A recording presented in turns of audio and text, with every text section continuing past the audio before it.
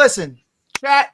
We're live right now. This is not a oriented episode. I'm not going to do the intro. Hey, give us a like, give us a follow if you haven't already. I was Dwayne Marcus. First of all, thank you for being here, sir. I know it's a Saturday night and the hoes are waiting for Dwayne Marcus to step out on this fine evening. They ain't. No, they ain't. No, they are not. Yeah, they ain't, brother. It's all right. You know what though? But I'm waiting for you to step out, brother, because we got a lot of stuff we got to talk about today, man. We got a lot of stuff to get into. I was so excited to talk to you about Luka Doncic traded to the Los Angeles Lakers. And we're going to get into that. We have to get into that because I think Germ would kill us if he watched this entire episode and we only talked about the Chicago Bulls. But as we were getting prepared after you finished your bathroom duties and I finished what did you call my internet, Dwayne Marcus? What was that again? My crappy what? Chicago internet? No. What was the exact words you called my internet, Dwayne Marcus? Crappy Chicago. What do you mean?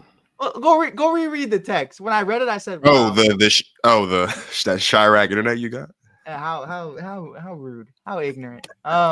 We haven't said that since 2012, sir. We never even claimed that. But no, in all seriousness, man, we got some breaking news. Dylan, thank you for being here, brother. We're also live on TikTok, so if anybody is on here on the TikTok, you can also find us on Give Us a Shot on YouTube. Zach Lavine has been traded, and longly waited anticipation for Sacramento Kings fans. They've been having these conversations for about 4 or 5 years now, ever since the offer sheet came up. The Bulls obviously matched that and then extended Zach Lavine. But in a 3-team deal, we understand De'Aaron Fox is headed to team up in San Antonio with Victor Wembanyama, probably the best teammate he's had thus far because he's been working with a 95-year-old Chris Paul. Zach Lavine is now with DeMar DeRozan again, which didn't work the first time in Chicago. Don't know how it's going to work out the second time just by adding another white big man in Sabonis rather than Nikola Vucevic and DeMar DeRozan and Zach Lavine. Don't know how that's going to work, especially after they lost their head coach. And the Chicago Bulls, Marcus, do we have an update at all? Zach Collins, Trey Jones, Kevin Huerter, and a first-round pick.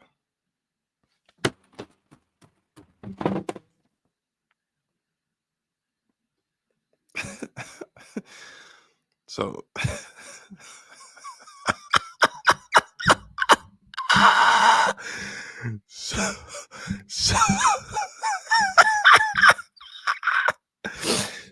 so I have a friend who's a Bulls fan, and he sent in our Twitter group chat 5 minutes ago. He said, "Yeah, this season he, referring to Zach Lavine, got his value back up."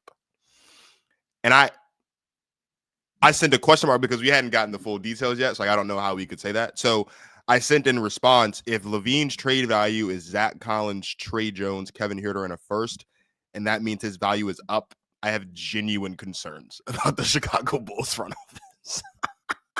Marcus, can you just... Now, Marcus is the one relaying this information to me, so I'm going to ask this, and I need you to be 100% professional because my life is in the hands of you right now. What's up, buddy? What year is that first round pick? Does it say? This year. 2025? It's actually the pick that they traded away. They're getting it back.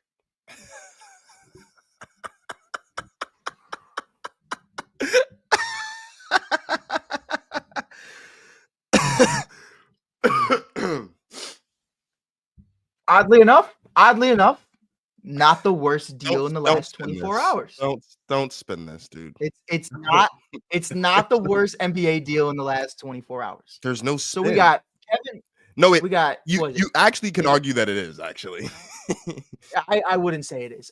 So we get a 2025 first round pick, Zach Collins, Kevin Huerter, and is it what, Trey or Tyus Jones?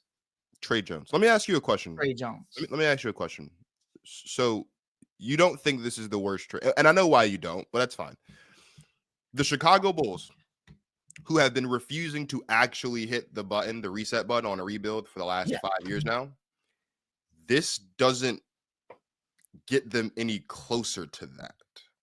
Like, how is this not? Like, trading Luka at 11 o'clock at 11:45 on a Saturday night. It was terrible. It was 12:45 for me, brother. It was late. I totally understand. That's a terrible move. But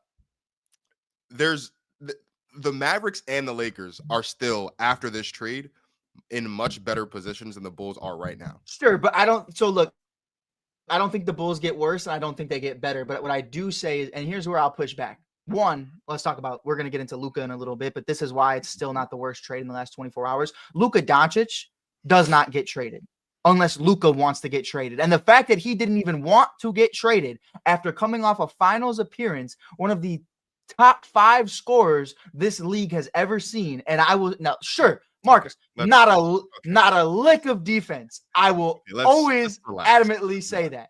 But what we've seen from Luka, to go from that to get a 2029 first round pick, Maxi Christie and Anthony Day. Well, let's be respectful to Anthony Davis now. Anthony Davis has played has probably Anthony Davis. But here's what I'll tell you. But what did he play last night? How many minutes? He had an abdominal. Day Davis. Okay. He always got Anthony Davis has played in more games since he's been in LA than Kawhi Leonard has, and we don't give Kawhi Leonard. Sure. Oh, dude. I mean, we can even get into the Zion conversation. He's played more games than Joel Embiid has since he's been in LA. Sure. He's played more games than Zion has since. So I don't like, if we're gonna call Anthony Davis day-to-day Davis, then we need to come up with some other nicknames for Joel Embiid. Oh, we can do it. Like we can do it all day. But no, man. I think like that conversation, if it's New Orleans, Anthony Davis traded for Luka Doncic, I think it's a pretty, I mean, that's a conversation starter. You know what I mean? But like for him to be at that age and Luka to only be 25, it's a totally different vibe. But for the Chicago Bulls, why I'm just happy about it, Marcus, and we can break that down in its entirety of what the Bulls are going to look like now and how that's a positive for a guy like Modest Buzelis, who's just been itching to be in that starting rotation, and Patrick Williams. Oh, we got another nickname.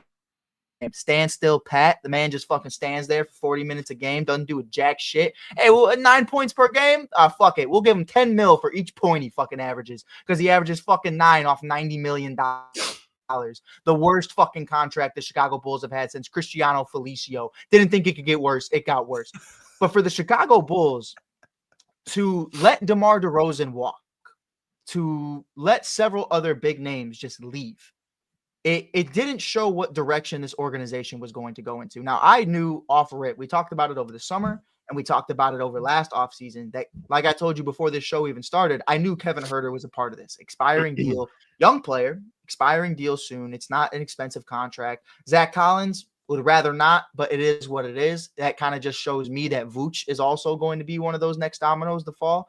But it's a direction.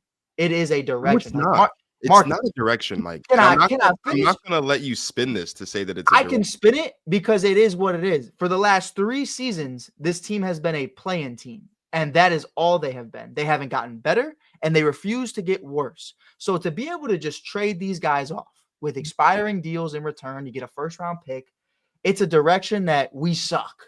And that's what needs to happen. The Chicago Bulls need to tear it all down.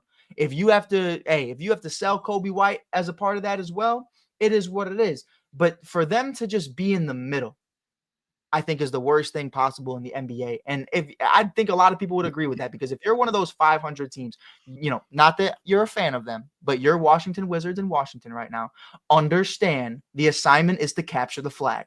That's what it is. They're capturing Cooper Cup, and that's all Cooper Flag, and that's all it's about, right? Wrong white guy. Cooper Flag's not coming to DC. But you understand what the assignment is to. I understand what the assignment is, but trading away Zach Lavine and getting Zach Collins, Trey Jones, Kevin Huerter, and it's not about the players. It's not about the players. It's no, but that hurts. It is about the players. Your own first round pick hurts. But if you're going to say that, like, okay, so if the bar for the Bulls right now is they're a play-in team, yeah, with Zach Lavine, are they still not a play-in team now? Maybe just a slightly worse play-in team. Maybe instead of being the 9 seed, they're the 10 seed. Like, this isn't a direction, Mike. Like, this isn't a full-on we're resetting and starting over. Because if you're resetting and starting over, you're not going to go get a guy like Kevin Huerter who you know has shown to be a reliable player on a playoff caliber basketball team. Like, you're not going to do that. You would go get more draft capital. There's absolutely no way in a world where McCall Bridges was traded from the Nets and they got 5 first-round picks. And Rudy Gobert was traded from the Jazz and they got 4 first-round picks. That you can't get 1 or 2 first-round picks. Try. I There's mean, no way. There's no way that this is the best there. offer that was presented to Chicago. I refuse to believe that. I think it. I refuse to believe that. I think it was this past season. And I don't think there was a lot of people out there that were really offering anything for Zach Lavine, specifically just because of the contract next to him. You know what I mean? And obviously, like, we have these conversations all the time about how the salary cap continues to rise, and a contract, $300 million deal for a Jaylen Brown looks bad in the moment, but throughout the next 3-4 years, it's going to look like a pretty good deal. But I think for me, man, what it really comes down to at the end of the day is how these guys are going to continue to grow. And the only way they can do that, like a Modest Buzelis or a Josh Giddey, and don't even get me started on how I feel about Josh Giddey being a part of this rotation still. But he's honestly been very impressive this season. And I really wasn't not happy about it when it happened, but what he's been able to do for the Bulls, both facilitating and from a scoring perspective and a rebounding perspective, it's been pretty impressive for me for what he's been able to provide. And Kobe White, who's been on and off, I think, him just being that number one scoring option, we talked about last year. I thought he was the most improved player of the year. Shout out Tyrese Maxey, but to go from 9 points to 20 points, I think is just, there's no reason to why Kobe White wasn't the most improved player. But I think when I mean direction, we talked about it last year.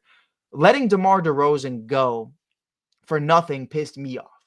If Zach Lavine, and I'm going to ask you the same question because obviously I have the bias here. If Zach Lavine and Nikola Vucevic finish the season with the Chicago Bulls still under contract, what direction are they going into?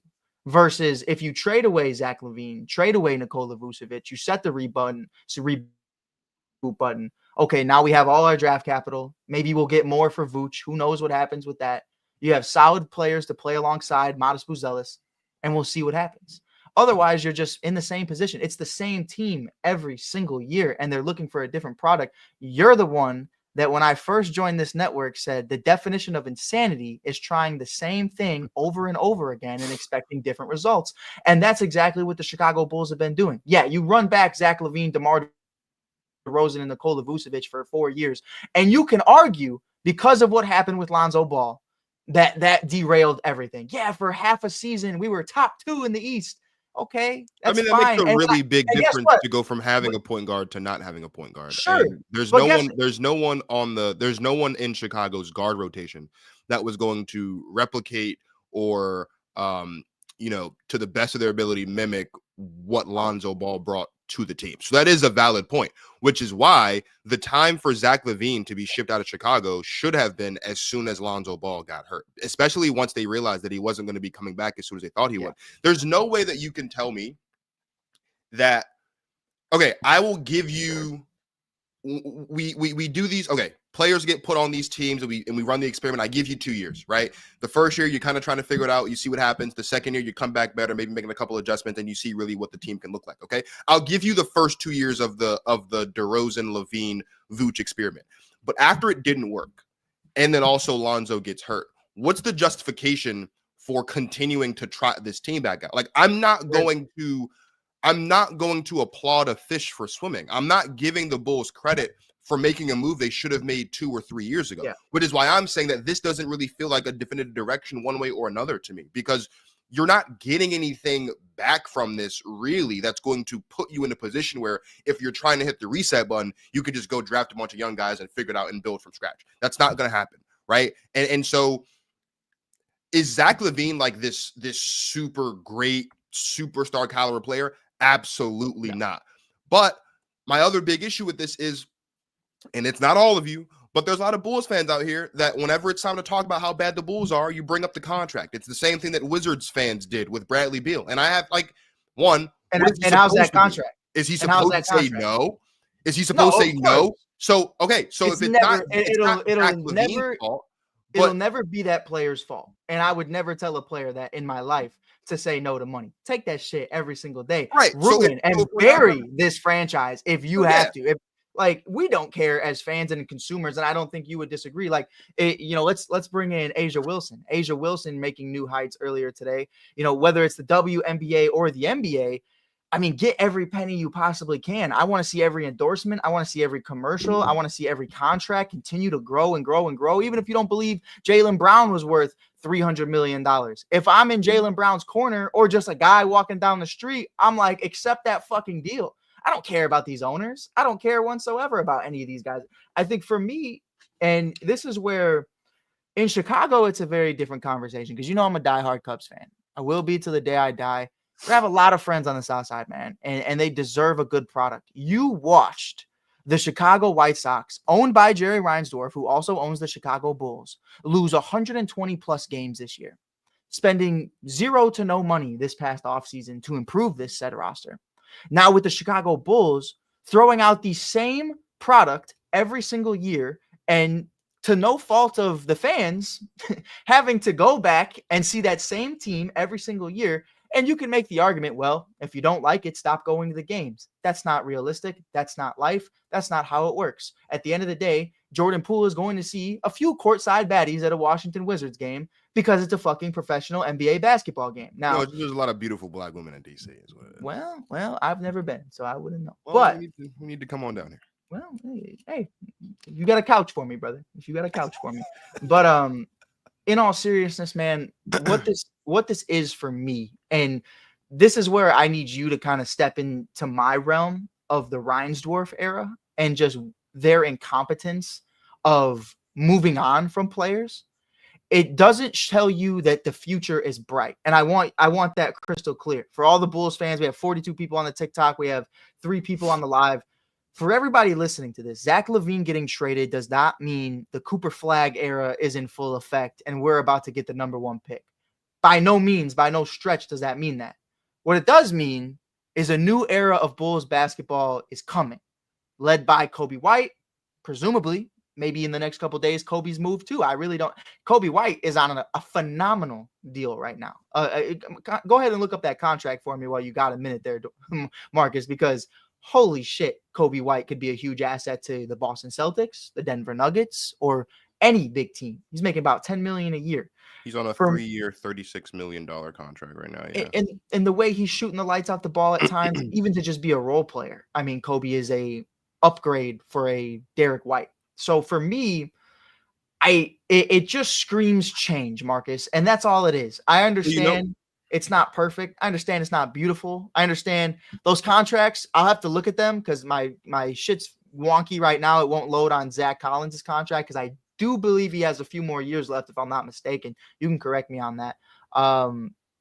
But it just means change is coming, whether it's good or bad. I couldn't look at it anymore. I couldn't look at this product. Here's what would make me inclined to agree with you, because the trade deadline is on 3 days away, 4 days away. It's on the 6th, so we're talking what is that, Wednesday or Thursday? Yeah. What would make me more inclined to agree with you is by the trade deadline, Lonzo Ball has been moved, Ayo's been moved, Josh Giddey's been moved, and that's what I was kind of trying to express to you earlier. Duke has been moved, and Kobe White has been moved. This is the first move in and of itself, but so I think. So that's where the difference lies, right? You, as a Chicago Bulls fan, you have to believe that this is the first domino because I pray. Because the Bulls have been flirting with the idea of trading away Zach Lavine for the better part of 3 seasons. So you have to believe that. Yes. I'm not a Bulls fan. I don't have to believe that that's the first domino. And there's nothing that the Bulls have done in the last 2 to 3 seasons to make me think that this is the first domino. There is no reason for me to believe, as someone who consumes basketball and understands the way in which some trades happen and the way in which some trades don't. There's no reason for me to believe that by the deadline, all of the things that need to happen for this to be a reset and for this to be a committal to a rebuild are going to happen, right? You look at the Nets, again, who have a litany of draft picks over the next couple of years. The Oklahoma City Thunder have a litany of draft picks over the next couple of years. Are they going to use all those picks? Probably not. But it gives you a lot of flexibility in terms of, we know what the Thunder are right now. The Thunder are approaching win now mode. They've got an MVP caliber player in Shai Gilgeous-Alexander. They have, very talented players, but whether it's either Jalen Williams, Chet Holmgren when he's healthy and not like hating Alex on Caruso. Alex Caruso, like they have a roster and they have picks where if they have holes, they can go and fill those Yeah. holes in here or there on favorable contracts. Sure. The Chicago Bulls, as it stands today, have no direction. This could be Right. a one-off move where they've just decided, you know what, we want to move off of Zach Lavine, and that's it. Do I Right. think Nikola Vucevic is on the way? Yeah. I don't think you trade Lavine without also trading Nikola Vucevic. Right. But that doesn't mean that Lonzo Ball is still on this roster. That Sure. doesn't mean that Lonzo Ball won't still be on this roster by the deadline. Same thing Right. for so many other players. So if you want to sell me on this notion that the Chicago Bulls are turning the corner and the Chicago Bulls are trying to hit the reset button, then Lonzo Ball needs to not be in Chicago after the 6th. Kobe Right. White needs to No, not for be in sure. Chicago after the 6th. And it might be a stretch, but maybe, you know, Io doesn't need to be in Chicago after the 6th. Love Io, but it's And time. You know what I mean? again, It's that's time. not an That's what it is. indictment on any of these players, Sure. but as we know, this is a business, and the It's an Bulls indictment have to on make this a team. business decision. You know what I mean? Like And if they a would have made this player. decision 3 years ago, they wouldn't be in the mess that they're in right now. If they would have done this 3 years ago, they wouldn't be in this position right now. For sure. 100%. And I think, you know, the only situation you would have today, I think Lonzo Ball would probably be that only guy that you weren't able to get rid of just because of his health. I completely agree with what you're saying. And I think for me, the only difference is, and I'll say it to you like this because I have to listen to ESPN 1000 Chicago every single morning for the last bit of 2.5 years, talk about Zach Lavine. The Chicago Bulls were so inclined to not trade Lavine that it wasn't even a conversation until he requested a trade. And that was something for me that even when he did request that trade, we felt like it wasn't happening. The Bulls won 10 straight after Kobe White and Alex Caruso went crazy in Chicago against the Milwaukee Bucks. Fuck Dame time. We were not there for it. Kobe said, "We are here, brother." I got to tell some fan to sit the fuck down because he was waving goodbye in his Milwaukee Bucks jersey and we were going to OT. I said, "Sit your ass down, bitch. We got overtime." He was like, "Don't worry. We're going to win." Alex Caruso, brother, it was nasty. I don't even want to get into it, but small victories for Mike Hughes. It was one of our 20 wins that year. So I was locked and loaded, ready to go. But for me, why it's important, you can definitely sell somebody on the point that we're just making this one move to make Zach happy. It's time. Nobody else is getting moved. I would like to remind you that Nikola Vucevic is coming up on free agency as well, averaging 19.9, let's just say 20 points per game, 10 rebounds, 55% from the field. Vuce is arguably playing his best basketball as a Chicago Bull. Obviously, what he did in Orlando was special. I think a lot of that was inflated stats, obviously, because of how poor those teams were with him and Aaron Gordon. But nonetheless, this is the best basketball he's played since 2020 in the All-Star game with Zach Lavine. For me, man, trading Zach is so pivotal because it means that everybody else is available. Because Zach is the one guy who we couldn't trade. We couldn't convince them to trade him. Like my big thing with this organization, we talk about John Paxson or we talk about the Jerry Reinsdorfs. That era's gone. AK and Mark Eversley came in here and immediately traded all of our draft capital for this core. They got a Nikola Vucevic. They got a DeMar DeRozan. Shit, like you said earlier, we still paying the DeMar trade. Like, you know, we had the Lonzo tampering thing and we lost capital because of that and then forgetting him as well. We had this entire core and they refused to make any additions. The Reinsdorfs do something that's really special to me, Marcus. I'm about to put you on some game because nobody in national media is talking about the Bulls or the White Sox. What the Reinsdorfs do is do just enough to sell jerseys and sell tickets. They're not going to be great. They're not going to be horrible. They're going to be right there in the middle. And where you say, well, Kevin Huerter's here for a couple more years. He's going to be a free agent at the end of the 2025-2026 season. You know, it's a $17 million deal. I am very optimistic that he will be successful as a Bull, but I would imagine they let him walk if they truly are going in that right direction. Now, nothing in history's past has told me that they are going to go in that direction. But Marcus, I am excited because now my delusion gets to begin. Now I get to become delusional again. Whereas for 3 years, I knew at every deadline, Zach Lavine was going to remain in the Chicago Bulls jersey. Now you and I get to have these conversations about maybe Lonzo's gone. Maybe Vooch goes to LA. They need a big man. Maybe Kobe goes to the Celtics or the Nuggets. Vooch is going to be... You get what I'm saying, though. Somebody who needs a center could potentially make that move for him. Sure. I don't know what that's going to look like. And I told you this before we started this show.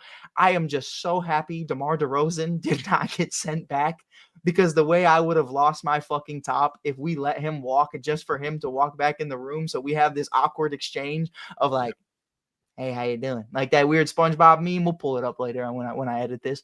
But I don't know, man. I think we're spending a lot of time on the Bulls right now. I'll wrap it up with this. Nothing is going to change with Billy Donovan as the head coach. Nothing is going to change with this ownership. Nothing is going to change with this front office. The pieces are moved. Everything after that, we are still the team that took Patrick Williams, number 4 overall, instead of Tyrese Maxey and Tyrese Halliburton. So until that, and then here's the kicker: gave him $90 million for a whopping 9 points per game.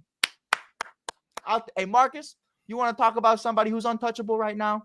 Patrick Williams will remain a Chicago Bull. That's something I can bank. I would bet everything on it. No problem, brother. Yeah, but let's talk about the other side of this deal because we've spent way too much on my Bulls delusion. De'Aaron Fox and Victor Wembanyama. Can you kind of break down to me what that means for you, especially because in a 3-team deal, me and you didn't know what was headed to Chicago. I thought, is Chris Paul on the move? What's that situation look like? Chris Paul, De'Aaron Fox, and Victor Wembanyama now on the team. What does this offense look like? I'm having a hard time foreseeing a scenario where Chris Paul is still a San Antonio Spur.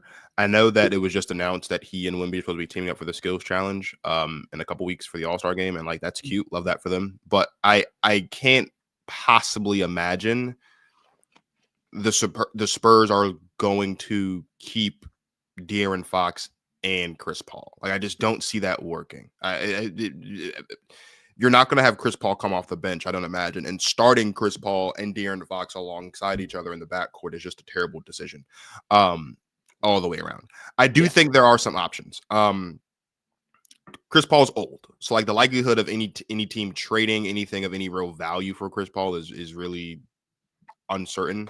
But I'm just really – I can't – I don't think the Spurs pull the trigger on this trade unless they have a plan to also move Chris Paul out of San Antonio. It just doesn't, it doesn't look right. There's no, and again, maybe this is probably why I'm not getting paid the big tacos to make these decisions. But like, I can't see a scenario where Chris Paul is staying in San Antonio if you've just gone in and you've gotten a guy who is, we're talking 11, 12 years younger than him, faster than him, better than him at this point in both their careers, obviously, and does all the things that Chris Paul can do, except for, obviously, he doesn't have the playmaking ability or the IQ of a Chris Paul, right? But like he's a better scorer than Chris Paul at this point in his career. He's a better defender than Chris Paul at this point in his career. He's obviously quicker and faster, more athletic. He can play above the rim. The tandem. Would you even say he's better in his prime than Chris Paul when you put? No, I would not say De'Aaron Fox is better. I don't think no, I wouldn't say that. I don't think I'd go that far because Chris Paul in his prime was taking losing basketball teams to the playoffs, and De'Aaron Fox isn't that. But I do think, though, that for the De'Aaron Fox component, obviously, that he can play well alongside a big. He spent what we were talking about the last 2 or 3 years, 4 years, however long it's been, playing alongside Sabonis. Sabonis, obviously, a much different player than Victor Wembanyama, but at the same time, very similar. So that's like there's familiarity there. Victor Wembanyama will certainly benefit from having a guy like De'Aaron Fox who is a threat at the lead guard position with the basketball in his hands, aside from just playmaking, which is something that Chris Paul right now in his career is not as much as he used to be. But yeah, I'm having a hard time thinking of a scenario in which Chris Paul is still in San Antonio. I don't know if there's a market for Chris Paul at all. I know that there's always rumblings about Chris Paul and LeBron James being on the same team. That's probably not happening now.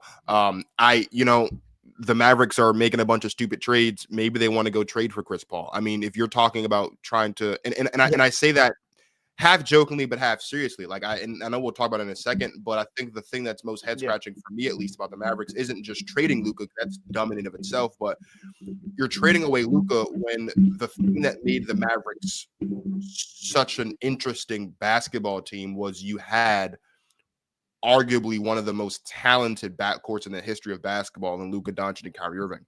Now you want your best two players who are both on the wrong side of 30 to try to lead you to a championship when neither Yeah. of them have done so as the best player on a championship roster. Like neither of them have experience doing so. They both unironically have played second fiddle to LeBron James in their lone championship wins. So now I'm not saying that Chris Paul is going to be the guy to come in here and get them closer to that, but Kyrie Irving needs a backcourt mate. And no disrespect to Jaden Hardy, not that guy. No. So I think like I think if healthy though, a Derek Lively looks a lot better for that roster, especially paired up with sure. Anthony I Davis. think when Derek Lively comes back, I definitely think that the Derek Lively Anthony Davis tandem down low in Dallas will work because I thought Derek Lively was going to be on his way. If there was going to be a trade between the Mavericks and the Lakers, I thought it was going to be centered around Derek Lively, as did everyone else. So I certainly think that's going to work because we know that Anthony Davis likes to play the 4 instead of the 5. But just the Chris Paul component is interesting because, again, I don't think the Spurs trade for De'Aaron Fox without having something in the works to potentially move off of Chris Paul. Yeah, or else no, because then who are you going to make Chris Paul come off the bench? right. Is Chris Paul going to want to come off the bench? Are you going to give him starters minutes off the bench? I don't know who their two guard is off the top of my head, but like you have a decision to make now about what that looks like. So it that's the part that'll be interesting to me to see exactly how that works out. And maybe Chris Paul does get moved. I think there's options for Chris Paul. I don't think that there's absolutely no team across the league that wouldn't trade something for Chris Paul. But I think that's my big takeaway. Chris Paul is probably not going to be a Spur after the 6. Yeah, I completely agree with you. And I think like for me, Shams is only, and yet Shams was talking about this 2-3 days ago, mind you, that the verdict was Chris Paul is going to the Los Angeles Lakers. And then obviously for whatever reason, we just turned off trades and decided to accept anything. But like, whatever, it is what it is, must be nice. I think it's an interesting dynamic when you mention the 3-2s. That's kind of that's how I'm going to call it. And I think you could even argue that one was a 3 towards the end of that. But you have 3 number 2s on this Dallas Mavericks team right now. When you have obviously a Kyrie Irving, who arguably I think would have been a 1 on any other team if he did not play with the greatest player of all time in LeBron James. You notice I almost said Michael Jordan. Let me stop myself real quick. You got Kyrie Irving, who was obviously Robin to LeBron's Batman. You obviously had AD, Robin to LeBron's Batman. That's just greatness right there when you say it out loud. And then you have Klay Thompson, who was second fiddle to Stephen Curry until Kevin Durant pushed him aside and made him the 3. And this Klay Thompson is, and you know me, man, I've talked to you about this for how long? You've been bashing me about being one of Klay's biggest supporters. Klay will always be one of my favorite players, but what we see right now is the worst version of him I have ever seen in my entire life. Like what I saw from him on MLK Day against the Hornets for that potential, what was it, game winning or tying up the game, was just the sorriest shit I've ever seen from Klay Thompson. And I'm sorry, like it was. And it's horrible because on the other end, you saw what he once was as a shooter in LaMelo Ball, just going fucking nuclear from 3. Obviously not the same player whatsoever and what they're able to do athletically, but from a 3-point perspective. But I don't know, man. I made a video earlier saying that the Bulls could send, I don't know if you saw it, Josh Giddey, Lonzo Ball, and somebody else for Kyrie Irving, and just send it. Just send it because maybe they, you know what I mean? You know what I mean? Like, fuck it. If we're just taking offers all of a sudden, just send it. Because I even thought about it earlier today. If teams knew, we heard how Rob Pelinka kept that so hush-hush that Jason Kidd didn't even know about this trade happening. And we're going to play that clip later. Hopefully Germ actually puts it on Give Us a Shot of Jason Kidd's facial expressions as the general manager of the Mavericks. We're talking about this. I don't even need to talk to Jason. We're on the same page, same wavelength. He likes players I like. This man was looking at the cameraman like he was about to fucking. You remember that one guy who was in the courthouse that jumped and tackled the judge? That's how Jason Kidd felt earlier today. Like I know he was just pissed. But the last one before we get into the Luka stuff in its entirety, Zach Lavine finally ends up in a Sacramento King uniform. This is something that's been in the works since 2018. Obviously, they offered him a contract. The Bulls matched the offer sheet, and the rest was history. But it's finally happened. But I don't think they expected De'Aaron Fox to not be a part of that. I think originally the idea throughout this past offseason and years in past was to have those guys in the same room, even way back when Tyrese Halliburton was still a part of the organization. But for you, what does a Zach LaVine-led Sacramento King team do? And when we really, like, if we're going to be completely honest, him and Sabonis, how different is it from him and Nikola Vucevic in Chicago? Because I Well, don't let's be see this respectful team. to Domantas Sabonis now. What he has been is incredible, but Zach LaVine is still going to be the one who pivots. He's going to pivot to Sabonis more, and Sabonis is going to be the one to step up rather than Sabonis actually have a number one scorer who's going to be the one to be able to just handle the rock in the last minutes of the game. So how do you feel about this right now, especially because De'Aaron Fox isn't a part of it? I mean, the Kings aren't going to go anywhere because it's just the Chicago Bulls West now at this point. I mean, I don't. But I mean, and aside from that too, like there's only one guy that I think could have made this work, and that's Mike Brown, and they fired him because of nothing. So there's that as well. I mean, I'm interested. We've seen the Zach LaVine, DeMar DeRozan experiment, and just because their games are going to be in the afternoon now instead of at night, and they're going to be wearing purple instead of red, doesn't make me think that this is going to be any more successful than it was in Chicago. I have to think though that obviously, again, I don't think that this is it for Sacramento. You don't trade away your lead guard and not go get a lead guard, because Zach LaVine is not a lead guard. So there has to be something that they're thinking about doing to replace De'Aaron Fox, I think. And what that likely means is they're going to go find, if they were going to go get Lonzo Ball, they probably would have wanted to have that included in this trade, right? So maybe it's not a Lonzo Ball thing. Maybe it is a Chris Paul thing. Maybe they do have enough to go, or maybe they do feel like they can muster up just enough where it's enticing to San Antonio to go get Chris Paul without it being this massive thing. But again, if they were going to go get Chris Paul, it would have been included in this trade. So like that's the part about all this that's super confusing is none of these teams have made a decision that has 100% shown anyone that this is what their direction is. For the Chicago Bulls fans are hoping that this means it's the beginning of a reset button. That's what they're hoping for, right? Yeah. For the Spurs, we know what Wemby and De'Aaron Fox can do together, but is that going to work to its fullest potential if Chris Paul is still on the team? And for the Kings, you trade away your lead guard. Fine, do that. But then you don't do, like, are you going to do anything to go replace your lead guard? Right? If there's two guys that are on both these teams that involved the trade that you could have gone and gotten to replace De'Aaron Fox. You could have gotten Lonzo Ball. You didn't. You could have got Chris Paul. You didn't. So maybe they're looking for someone else. I don't know what other lead guards are out there that are available that maybe they can come out there and bring to San Antonio, or not to Sacramento. But if what you're telling me is we're going to look at a Sacramento Kings team with a Zach LaVine, DeMar DeRozan, and a Domantas Sabonis without a, at worst, just middle of the pack average lead guard, I have concerns.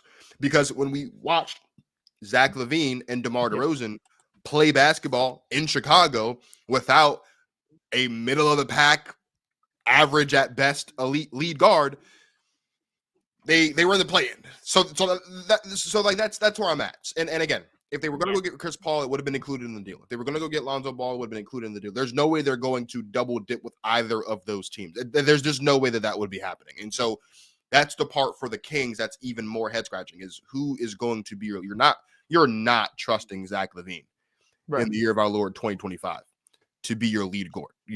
You're just not doing that. That's a recipe for failure. And no disrespect to Zach LaVine, because I like the guy. It's just what it is. You know what I mean? It's just what it is.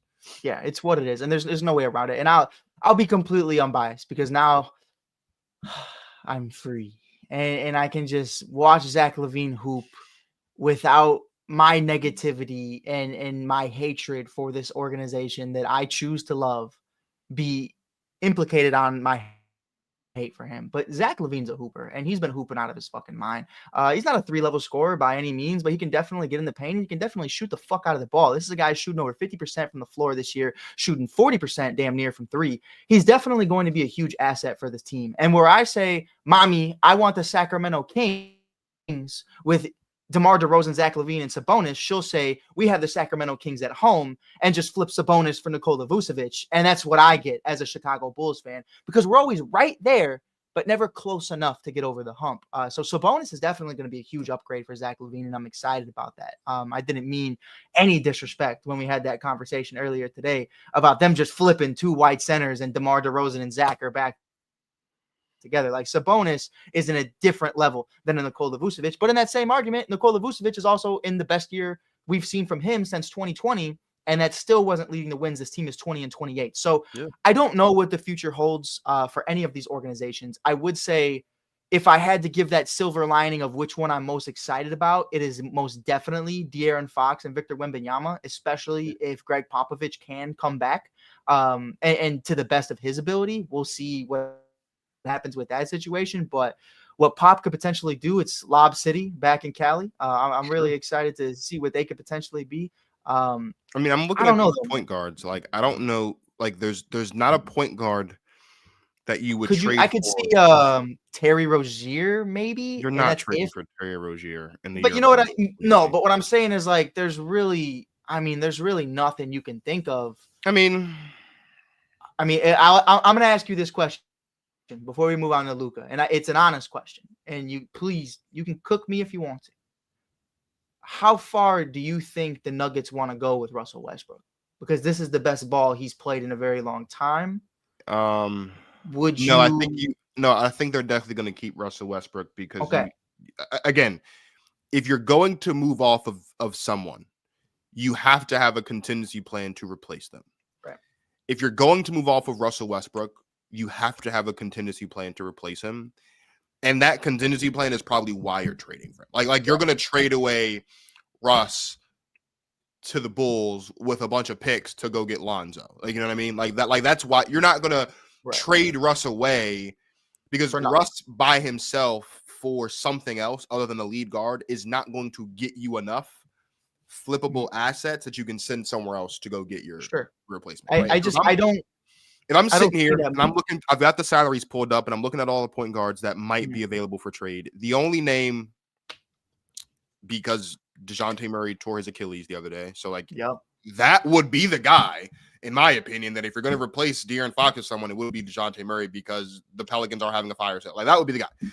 But since he's hurt and you're not going to trade for him, I mean, honestly, Marcus, but while you continue to look for Russell, sure, maybe. Again, if you're going to trade for Lonzo, he would have been included in this package. Well, I'll do you one better. If we're talking trade for Mike Conley, like, I don't know, like, maybe you go get Mike Conley. I don't know. The Timberwolves, the Julius Randle experiment in Minnesota has not been working. I expect him to be traded at the deadline as well. I don't know what they thought was going to happen there, but it's not working. Like, that's the thing too. Like, all of the guys that you would consider to trade, some of them were available on these teams, and you didn't go get them.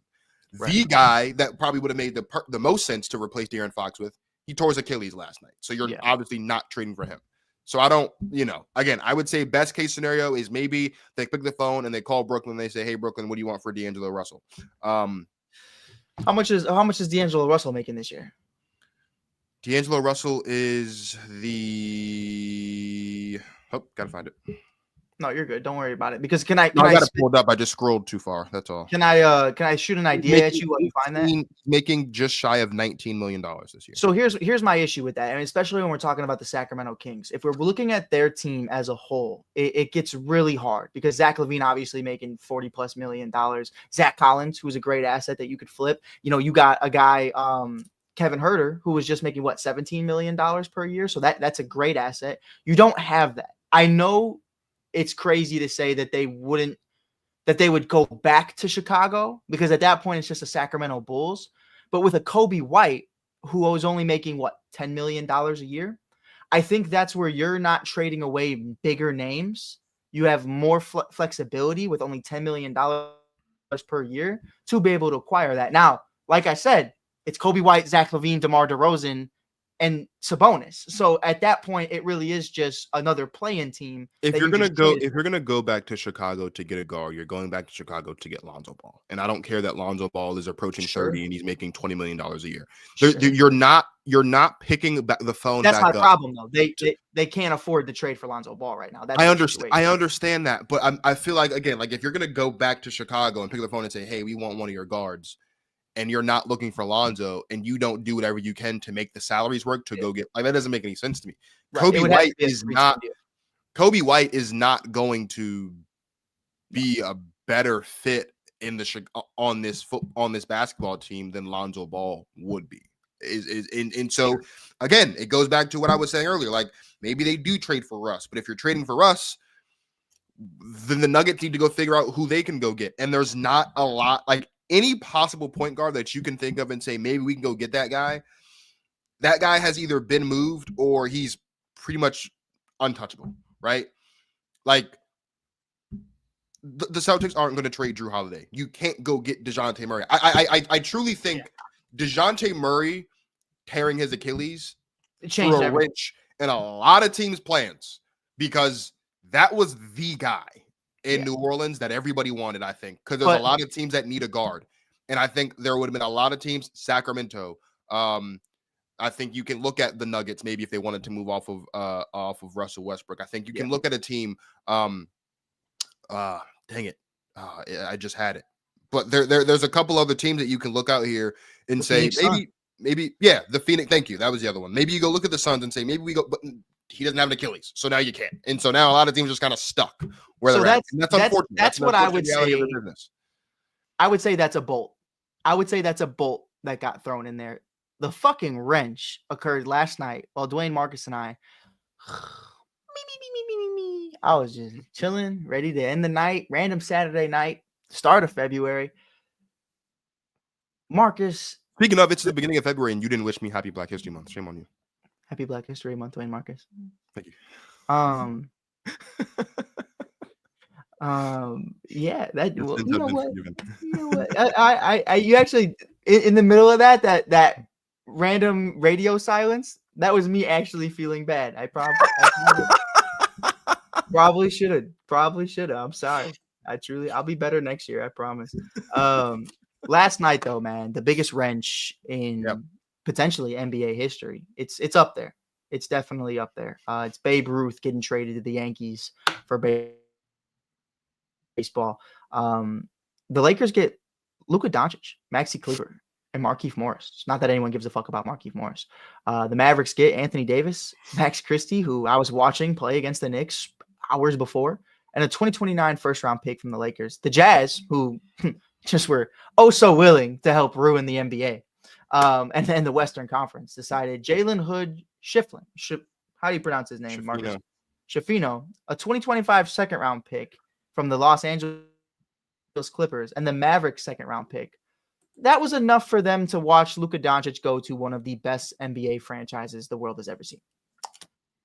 Take me through your initial thoughts. I know it wasn't as horrible for you as a lot of people might think. I know earlier we kind of had that conversation about how there's still benefits to this move in the short term for Dallas. Give me both perspectives, one as a Laker fan and one as a Mavs. So I'll start with the Lakers. Rob Pelinka deserves all the applause because he's finally being a general manager. He deserves all the applause, 100%. I think when you go out there and you go get a guy in Dorian Finney-Smith, who was at the time the best half-court defender in basketball, and you don't have to give up multiple first-round picks, and then you turn around and get, at worst, the third best player in this league when healthy without having to give up multiple first-round picks, that's major. Because now we're talking about a Los Angeles Lakers team that still has their first-round pick in 2026, their first-round pick in 2028, their first-round pick in 2030, and their first-round pick in 2031. You have 4 first-round picks on a roster now that has a glaring hole down low, which means if you want to call the Jazz, and again, I'm going to say it, if they would have done it, it probably would have been included in this trade. But if you want to pick the phone back up and call the Jazz and ask for Walker Kessler, you can do that. If you want to pick up the phone and call Phoenix and ask for Yusuf Nurkic, you can do that. If you want to go get Jonas Valanciunas, you can do that. If you want to go get Nikola Vucevic, you can do that. There's options now because they still have all 4 first-round picks. They also have players on their roster who are tradable. Jackson Hayes is expendable. Christian Wood is expendable. I love him, and I love the spurts that we've seen from him, but Rui Hachimura is expendable. Like, there are still tradable assets on this basketball team where the Lakers now have the best of both worlds. They can finally do what they've been flirting with the idea of doing and not being able to really hone down on the past couple years since LeBron's been there, which is build a young enough roster around LeBron where LeBron can still be the best or second best player on a championship caliber basketball team. And still, whenever he decides to hang it up, they can continue to be competitive without having to completely start from scratch. So for the Lakers, this is a massive win. So it's a massive win in the next 2 decades, I could say. We got a guy like Luka who I could see playing until he's 38, 39 years old. You know what I mean? Like, it's the competitor in him. Unless that calf tells him otherwise. But, I think for me, which is crazy because, by the way, Dwayne Marcus, Luka Doncic has been activated, by the way, the same morning of being traded, which I think is the funniest thing in the world. How injured really was he? Were they secretly shopping him? All these things we'll never know. I feel like the Mavericks were absolutely secretly shopping him, and it's unfortunate because you do not wake up on a random Saturday and decide we're going to trade out the best player on our team and the second best player in franchise history. Like, you just don't. Just don't do that. I do think that there's. I do think that, eventually a book will be written about this. Someone's going to write a book and we'll get the true details. But JJ Redick. It'll probably be JJ Redick. He seems like the one to write a book about this. But I think, again, for the Lakers, it's a massive win because they still have enough tradable assets between draft picks and players where they can go get some other guys who might be able to better serve them on this roster. Guys that they've been targeting for a couple years now and just for some reason have not been able to actually get it done. My thing, and I want to ask you about this because you've been a huge AD supporter for several years, even before I knew you. Yeah. This was AD's job. This move for LeBron to move to Robin, presumably, and the Lakers' future, we saw this 6 years ago when they traded for Anthony Davis. They wanted AD to become that future. That was kind of the plan. So I kind of want to ask you, at what point do you think Rob Pelinka and the Lakers organization realized, we can't bank on AD to continue to be that number one guy past LeBron, and we're going to accept this trade for Luka Doncic? Because for me, I did expect AD to eventually run the Lakers without Bron. I didn't see this move happening. I obviously, Luka's never going to be the guy who I think is ever going to get traded for, but I didn't expect them to trade AD at any point in time in the near future. What do you think was that final straw for them? Is it the availability, or do you think they just wanted to go in that different direction? No, I think we are conflicting a bunch of different things to try to make it fit the narrative that Anthony Davis just wasn't the guy. I don't think that's what's happening. If you look at Anthony Davis's tenure in LA, his first season he played 62 games. The bubble year was the 2020-2021 season. I believe it was the 2019-2020 season. Okay, so his first year, the year they won the championship, that wasn't the year they won the championship. That was the year they won the championship. Whatever. His first year in LA, that he played 62 games. And then the following 2 years, he played 76 games combined. He played 56 games in 2022. He played 76 games last season. So the reason why I'm so adamant about, I don't know why we're calling Anthony Davis day-to-day Davis, is because, number one, historically, big men after 27, 28 years old, this is their reality. Yeah, this is their reality. When you are, it's Zion's reality right now, and he's not because Zion's fat and he's never been available. But this is his reality. This is the reality of having a big man when you're up. So I don't think it was a matter of we can't bank on Anthony Davis, because Anthony Davis this season, you could argue, is probably having the best season of his LA tenure since his first season there. He's averaging 26 points per game. He's got, what are we talking, 12 boards a game. He's up to where he's still at 2 blocks per game. His shooting percentages are a bit down, but he is taking more shots. He's at 53% from the field, 30% from 3, 78% from the line. Like, he's having an Anthony Davis, like everything that we expect Anthony Davis to do, he's doing, and he's been available more often than not this season, 42 games into it. So I don't think it's a matter of we want to move off Anthony Davis. I think you have to look at, 3 different things happened at the same time. Number one, there are 3 players in this league where if the world found out they were available, you trade whoever it takes to get them. And Luka Doncic is one of those players. The other two are Nikola Jokic and Giannis Antetokounmpo. Unironically, they're the three best players in basketball. If you find out that Nikola Jokic, Giannis Antetokounmpo, or Luka Doncic are available, you do whatever it takes to get them. So I think that's the first thing. I think the second thing that we have to look at is, and maybe this is why there was tension, right? Anthony Davis has been adamant pretty much from the moment he got to New Orleans or to LA. He doesn't want to be the 5-man. He doesn't want to be the 5-man. He wants to be the 4. And if you look at when Anthony Davis has had some of his best games, some of his best seasons in LA, it's been when he's predominantly been playing the 4. So to Anthony Davis's defense, that desire is based in fact. If you look at the numbers, it tells you when Anthony Davis isn't the 5-man, he plays better basketball. He's able to do the things that he's able to do much better. Right. So what him and Dwight Howard, what they were able to do that first year, I mean, it was beautiful. So I think you have to look at that as well. The third thing, and again, this goes back to what I was saying originally, is at some point we have to acknowledge that this song and dance of will he, won't he come back for LeBron James is coming to an end. He turned 40 a month ago. Like it's coming to an end. There's not going to be many more. I got to sit down, talk to the family, think about it, and let you know my decision. Like that we're past that for LeBron at 40 years of age. The decision is here again. It's here. And he saw his fucking shadow, baby. That's what we're doing. Of course. And at some point, Rob Pelinka was going to have to retrieve his balls from Jeannie Buss's purse, attach them to his body, and make a decision for the future of his franchise.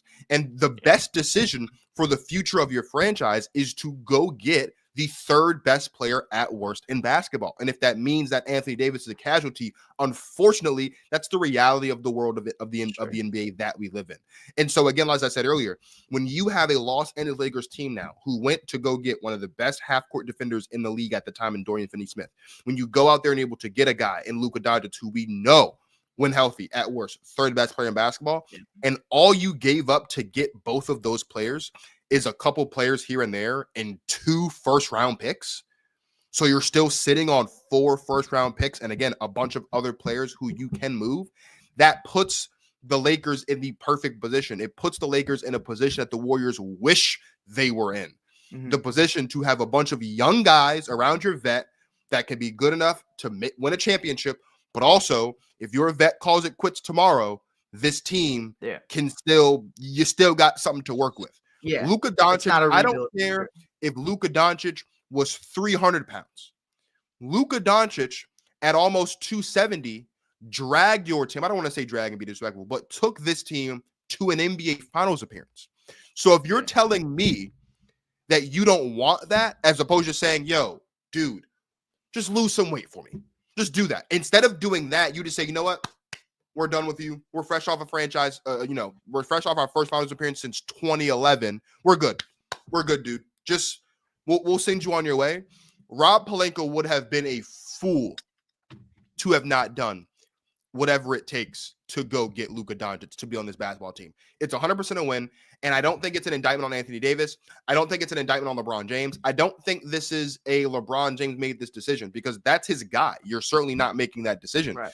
This was just Rob Pelinka finally deciding, I got to make a decision that's going to best serve my franchise because this could be it. This season could be it. That's the move. Like and I think that not only Dwayne Marcus, fair or foul, this buys Rob Pelinka another 10 years as the GM. No, it absolutely does. It absolutely does. Rob Pelinka, 100% unless the Luka Doncic era, which won't officially begin until LeBron is gone, unless the Luka Doncic era in LA is just an abject failure. Yeah. Where Rob Pelinka is back to make, dude, what's up with the headphones? Dude, I don't know. They keep sliding off my fucking head. Unless the Luka Doncic era in LA, which won't start until LeBron's gone, is an abject failure and Rob Pelinka goes back to making boneheaded trade decisions, Rob Pelinka has a job as long as Luka Doncic is a Los Angeles Laker. And that's where I'm at. And this means, I mean, dude, you're granted a 3 rebuilds at this point, and it's with the idea that the first 2 are successful as well. But I think it's everything, man. Like, look, I want to give Lakers fans their flowers for 2 seconds because I rarely ever do this. When they Photoshop every single player in the league in a Lakers uniform, I can no longer complain about it because apparently they can get whoever they want. Apparently, anybody who's anybody will end up a Los Angeles Laker at some point. I have seen it time and time again. The Carmelo Anthonys, the Russell Westbrooks, the LeBron Jameses of the world. I've seen it. Rajon Rondo, who, even at the time being a Celtic, they wanted him as a Laker. Lakers fans want everybody. And Dwayne Marcus, gosh damn it, they get everybody. LA has Luka Doncic, Shohei Ohtani. May I go on? The entire Los Angeles Dodgers team, which, by the way, it also makes up the entirety of Major League Baseball's All-Stars. They have everybody. They have LeBron James. I don't know how something like this happens without anybody finding out about it. But I'll tell you one thing. I went up to the top of the Sears Tower today in downtown Chicago at 12 in the morning. I stared into the night sky. I turned on the Woj signal, just like the bat signal. And I awaited a Woj bomb to see if this was real. Yeah. Damn it, I miss Woj because I couldn't trust Shams last night. It has nothing to do with Shams, but it was so unrealistic, so unfathomable that you traded away probably the greatest player not named Dirk Nowitzki to walk into your facilities. Yeah. I don't know how something like this happens. One, without anybody talking about it. Like, okay, you can buy me in that Pelinka didn't say anything and that the Mavs didn't, but Utah didn't just Utah. No one in Utah was man, we should talk about Utah this. might have been a last. I think Utah might have been brought in at the 11th hour for that reason. Yeah, I think literally right. There's no way. So, and here's why. You can't trade Luka Doncic for Anthony Davis straight up. I don't think because the salaries need to match, and they don't. I also think, too, that because there's the second apron, one of these teams, likely the Lakers, because I think that's where Jalen came from, needed to get a little bit more cap flexibility. And so what my working theory is, this is a trade that, if possible, would have exclusively occurred between the Lakers and the Mavericks, and nobody would have known about it. And the only reason why the Jazz were brought in is because they wanted to make sure that neither team would back out at the last second. They wanted to make sure that was solidified. And then the Lakers needed to go and figure out how they can dump a little extra salary. Now, which is why Marcus, I think that the Lakers aren't done. You don't want that salary if you're not done. We'll get into that in a minute, but I want your opinion, your take right now. You are the general manager of the Utah Jazz. It is 11:59. The Lakers and the Mavs come to you with this proposal. You're getting bullshit in return. They are acquiring Luka Doncic in the Western Conference to the Los Angeles Lakers, and you know they're about to put belt to ass for the next 10 years with whoever they acquire in the next 3 years to pair him up with. Yeah. Do you accept that trade, or are you the guy that's like, nah, fuck y'all, I'm not about to be a part of this? No, I definitely do accept the trade because I mean they got something out of it. Like, it's not nothing. Also, the Utah Jazz, they got a couple of second-round picks. That's something. Isn't that all they got? Is a couple of second-round picks? I mean, that's something. Is it something? I don't. If you're the Utah Jazz, if my dog comes back to me, possibly asked for though, like what could you have asked for? Just look at me though, right? Sometimes nothing's better than something. If my dog comes back into the house after playing in the yard with a dead raccoon, I don't need that, brother. No, I don't want it. I keep it. If I'm the one saving the NBA by forbidding the Lakers to get Luka Doncic, God damn it, I'm gonna do it because I'm not winning basketball games. But here's the thing, though. I'm not gonna let you win basketball games. Rob Pelinka was going to do whatever it took to get Luka Doncic. That's the thing. Sure. So if the Jazz said, if the Jazz said no, somebody was going to take Jalen Hood for Shafino. Sure. Or some other player on this roster. Somebody in LA was going to be dumped off somewhere else. Let's make sure. I know that we like to clown Rob Pelinka. Yeah. Somebody was getting dumped off to somewhere that they did not want to go. That's 100% the case. AD is probably one of them. You know what I mean? So, which is why I'm saying that this was a move that had to have been set in stone, and the Lakers just needed to bring in someone else to add just a little bit more flexibility for themselves. You're not dumping salary in a trade like this if you're not going to go find someone else. The Lakers, so to go back to the Bulls for a second, I have no reason to think the Bulls aren't done. I think the Bulls are done. Maybe they dump Vucevic, but that's it. I have no reason to think that they will, though. The Lakers, you're not salary dumping in the 3-team trade to go get Luka Doncic if you're done. You also have to know that the bigs that you have on the roster right now are not good enough, talented enough, or ready to fill the shoes that Anthony Davis has now left vacant. They're going to get someone else. No matter who it is, they're going to get someone else. Now, we got a couple more combos. Obviously, we'll give Mavs. We'll get into the Mavs right now. But the last one I wanted to ask you, and it kind of does tie into the Mavs. Would they have been better off openly shopping Luka Doncic? Do you think they could have gotten something better than Anthony Davis? Because like you said, the Boston Celtics find out that he's available. Jaylen Brown, bye. You know what I mean? Like that's really what it is. The Chicago Bulls, here's the entire roster. Here's all 6 championships. Fuck them.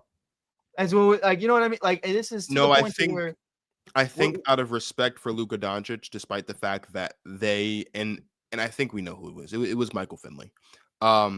Despite the fact that the Mavericks were fed up with him, I think they have enough respect for Luka where they weren't going to send him somewhere where he couldn't still compete. You know what I mean? Like where he couldn't still be Luka. You know what I mean? Respectable, which makes 100%, which makes the potential suitors very, very slim. I think if it were broadcasted to the league that Luka Doncic was available, number one, I think the Lakers are obviously still in that race. I think the Bucks are in that race for sure. I think you get more first-round picks in return than if everyone knows about this stuff. You certainly get more first-round picks. I think the reason, though, why they didn't broadcast it is despite the fact that Luka is at worst the 3rd best player in basketball, it's much easier to trade a guy when people don't know that he's available than it is to trade a guy when you tell the whole world that he's available. Yeah. Zach because Lavine, now we let it be known for years. Because now every other team knows I don't need to mortgage the farm to get this guy because you don't want him here.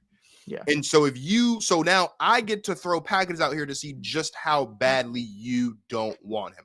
So I think again, if we're going to talk about, teams that could have gotten Luka, I think the Bucks are certainly picking up the phone to get Luka. I don't think the Celtics are. I think the Celtics are good where they're at. I don't think they wanted to change any of that. But I definitely think you're looking at the Nuggets for sure. I think you're looking at the Bucks for sure. I think you're looking at the Lakers for sure. Those are the 3. I mean, I'm sure every team in the league would have called, maybe except for the Celtics, probably, because every team in the league, and maybe the Thunder, I think every team in the league could use the service. I think the Suns may have called also, but then you have to think about it too. The Suns wouldn't have enough to compete with a package that the Nuggets could give or the Bucks could give. Or do they want Bradley Beal? You know what I mean? Like Anthony Davis, Bradley Beal, 2 very different conversations. So if we're talking about competing with Anthony Davis, the thing as well is how many players on these really good teams that are how many second best players are better than Anthony Davis? Yeah. Not many. No. The best second best player in the league is Jaylen Brown. Sure. The Celtics aren't trading Jaylen Brown for not fresh off a championship. They're not trading Jaylen Brown for Luka Doncic. They're not doing that. Anthony Davis is the best second fiddle in the league. So you're not going to get anything better than that, right? It would have to be a multitude of guys and picks. This was the safest option for the Mavericks to ensure that they really, but it also shows you just how done they were with Luka because they didn't shop him. They just picked up the phone and said, "Yo, can we get AD?" And again, Rob Pelinka would be a fool to say no to that. There's no one else. If you don't get AD, Luka Doncic isn't a Laker. That's the bargaining chip. It's unfortunate though that Anthony Davis is a bargaining chip when he won a championship with your team, but. No, 100%. I'm with you. And so I kind of want to I know I'm holding you hostage right now. You're good, man. There's just so much to unpack, and I don't think we have enough time in just one episode. I'm sure throughout the week the network will just have amazing shows, and we'll be talking about this. I'm sure Jerm will make a fantastic clip about the fall of the Dallas Mavericks and that very strange individual on the news today that I saw all over social media, basically suggesting that they run into the stadium and protest. The fuck, it's done. It's over, buddy. I'm sorry. I hate to tell you that. Like, I remember being 12 years old and I wanted to donate my ACL to Derrick Rose. It's done. There's nothing we can do. I'm sorry. It's over. But from the Mavs side of things, I understand the organization Was very frustrated with him. I still always go back to them winning in the Western Conference Finals and them taking his beer, which I thought was still so strange. We saw that get documented. We always talk about how some of the best players in sports are some of the worst to put up with, and they're not always the most easiest to work with. Why do you give up on Luka Doncic fresh off of a finals appearance in your eyes? What do you think happened behind closed doors that said enough was enough? I don't know how you could possibly get Luka Doncic is 25 years old, Yeah, or 26 years old. You don't give up on a guy that just took you to a championship 7 months ago. Yeah, or maybe a little bit more than that now. This quickly, you just don't do that. You just don't. There's no way on earth that you do that without something catastrophic having gone wrong.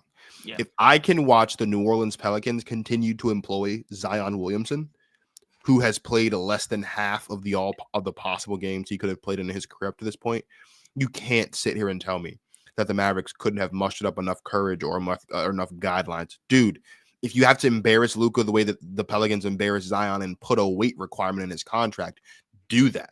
Now, if you're going to tell me that legitimately, if you think that Luka's weight is enough reason to not pay him the super max that he was eligible for, Sure. I can't get mad at you for that. If, and again, from a business standpoint, if you're trying to save $116 million, I 100% am not going to tell you that that's a bad decision. But again, this isn't the Mavericks have been just god awful and sucky and have been an embarrassment of a franchise. They were in the NBA Finals last season. This is a basketball team that was in the conference finals. I want to say the year the Nuggets won their first, or the Nuggets won their first. Like they were in the conference finals either the year the Nuggets won their first or the year the Warriors went back. Yeah. One of those two. So like they've been to at least 2 conference finals in the last 4 years, and they've been to the finals one of those times. You can't possibly tell me that Luka Doncic's weight was enough of an issue where you're going to mortgage your future and you're setting the reset button. This team is not making it to the finals this year or making it back to the finals or sniffing the finals again this year. Not with Kyrie Irving and Anthony Davis. And again, no disrespect to those guys. Those are two of some of the my favorite players to watch play basketball. They're going to play beautiful basketball together. And they are, but they're on the wrong side of 30. Yeah, it's just they're on the wrong side of 30. Would you even argue the roster that's constructed? My bad. No, you're good. You have to have a backcourt mate for Kyrie. Yeah, and you don't have that right now. Clay is not that. It's Clay and it's just not happening. That's not. And that's what I was gonna say is I don't know, and I would love to have Martin on here as well because Martin loves the X's and O's to things, but to really just envision what this roster is going to look like and the style of basketball in which they're going to play. I really don't know because, again, and I understand Anthony Davis has been very available as of late and is playing some of the best basketball we've seen, but that's at a very different pace than what the Mavericks were playing. And I think for me, you can't just play this fast-paced offense. And obviously, I think it does work because Luka is by no means an athletic guard. But I think it's just going to be a very different look. I don't know what they're going to do with Lively and Gafford once they both return. I said earlier one today, of them being traded for sure. Yeah, I said, hey, if you want Gafford back in Chicago, you can have Zach Lavine. We'll take Clay and Gafford and call it a fucking day. But give me a first rounder and I'll take that 2029 first and I'll be happy about it.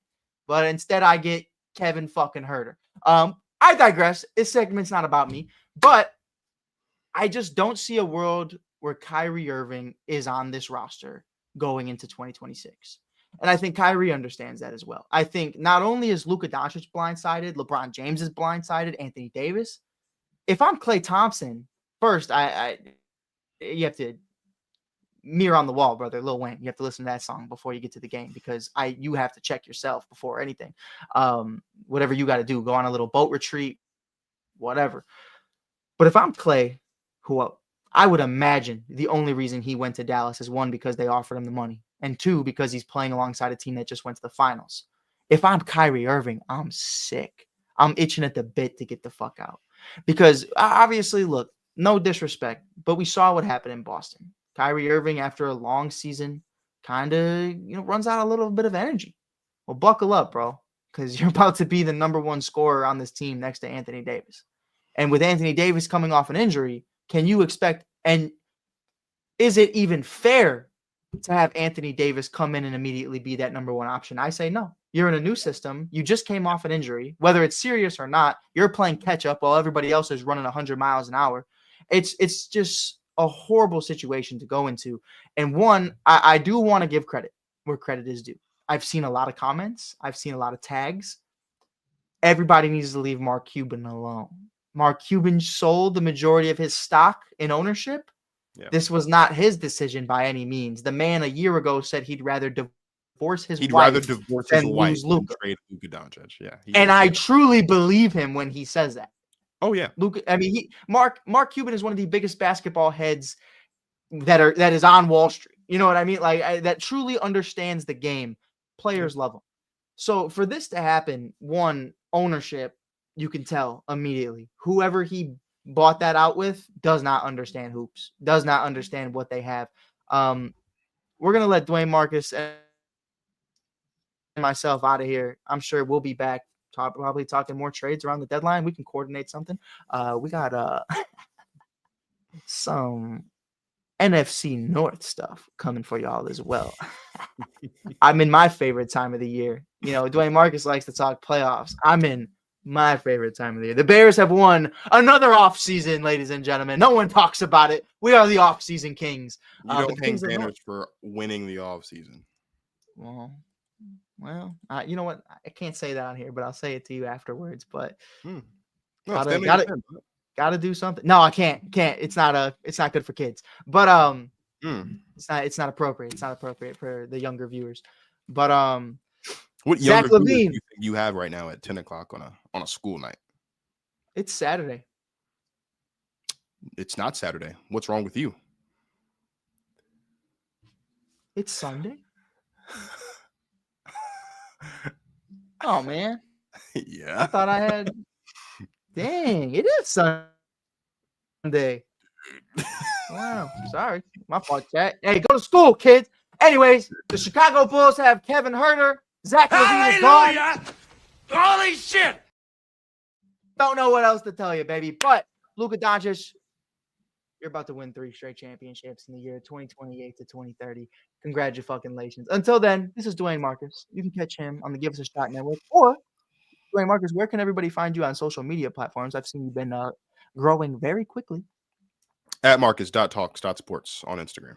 Check him out on Instagram. He's doing a lot of amazing things. We're going to try to get him on the TikTok game, but he probably won't. But we'll see what happens. We're going to try to see what happens. But until then, man, make sure to give us a like, give us a follow if you haven't already, to Give Us a Shot Network. Until then, peace. Give them a shot to do what?